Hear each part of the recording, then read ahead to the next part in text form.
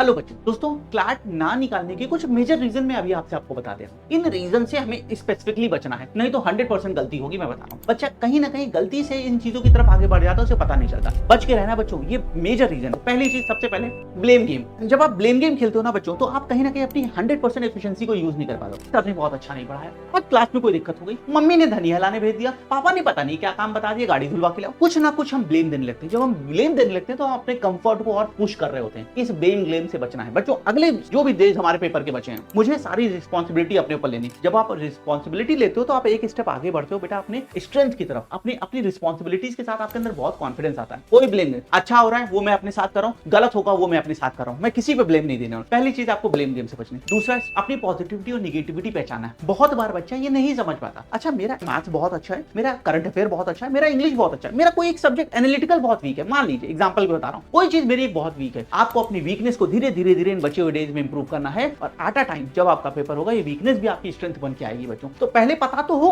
कि मेरा अच्छा क्या है। मैं अच्छा कैलकुलेशन में बहुत फास्ट हूं, मैं लॉजिकल डिडक्शन बहुत जबरदस्त करता हूं। तो अपनी स्ट्रेंथ और वीकनेस को पहचानिए, तभी आप बेटा इस तरह अपनी बेटर चीजों को देख पाएंगे। नेक्स्ट है सबसे जो हमारा इंपॉर्टेंट पॉइंट है बच्चों, यहाँ पे बचे जैसे हमें लेजी होने से बनना, हमें सुपर एक्टिव होना है। बच्चों कई बार कुछ मॉक लगाया लगाने, तो 40 क्वेश्चन किए, बंद कर दिया, मन नहीं कर रहा। क्लास स्टार्ट की, थोड़ी देर क्लास की, समझ में नहीं आ रहा, बाद में करेंगे। हम बहुत आलसी हो जाते हैं। जब हम आलसी होते हैं ना, हम अपने कंफर्ट को और पुश करते हैं उसको, तो वो हमें आगे नहीं बढ़ने देता। इन बचे हुए जो भी फ्यू डेज आपके पेपर बचे, आपको सुपर एक्टिव वॉर जोन में रहना है बेटा। मैंने जो प्लान बनाया है मैं उसे अचीव करूंगा, 100% नहीं 70-80% अचीव करूंगा। कोई भी लेजीनेस नहीं, कोई भी आलसीपन नहीं। ये आलस एक बहुत बड़ा फैक्टर है जो आपको आगे बढ़ने से, आपके ड्रीम सिलेक्शन रैंक पाने से आपको कहीं ना कहीं रोकता है। इससे बचने की बहुत ही ज्यादा जरूरत है। और एक थर्ड पॉइंट छोटा सा और है, पर ये डिप्रेशन बहुत लाता है। लोग क्या कहेंगे, भाई क्लैट सोच तो लिया था, नहीं सेलेक्ट हुआ तो क्या कहेंगे, मौसी का लड़का तो यहाँ पहुंच गया, मैं यहीं नहीं पहुंच पाया। लोग क्या कहेंगे, पेरेंट्स क्या कहेंगे, टीचर्स क्या, कोई नहीं बच्चों। इस समय आपको सिर्फ अपने लिए सोचना है। मैंने जो सोचा है मुझे वो कंप्लीट करना है, मुझे पूरा करना है। लोग क्या कहेंगे ये रिजल्ट के बाद देखा जाएगा। शायद इसकी नौबत ना है, लोग आपके साथ तारीफ करें, आपके साथ सेल्फियां लें। बेटा ये ध्यान रखिएगा इस समय इस तरह, क्योंकि इससे डिप्रेशन आता है। भाई वो क्या कहेंगे, ताऊ जी का लड़का तो वहां पहुंच गया, मैं यही हूं, क्या मैं लाइफ में अच्छा कर रहा हूं। हम ऐसे बहुत सारी निगेटिविटी से गिर जाते हैं बच्चों। तो इन सारी चीजों से आपको अभी बच के रहना है। सिर्फ अपने एम पे ध्यान देना है, अपना जो आपने सोचा उसे फॉलो करना है। ये सारी चीजें बाद में डिस्कस करेंगे। आई होप इसके बाद आप बचे दिन में क्लैट को एक बेटर वे से प्रिपेयर कर पाएंगे, फोकस कर पाएंगे। Thank you.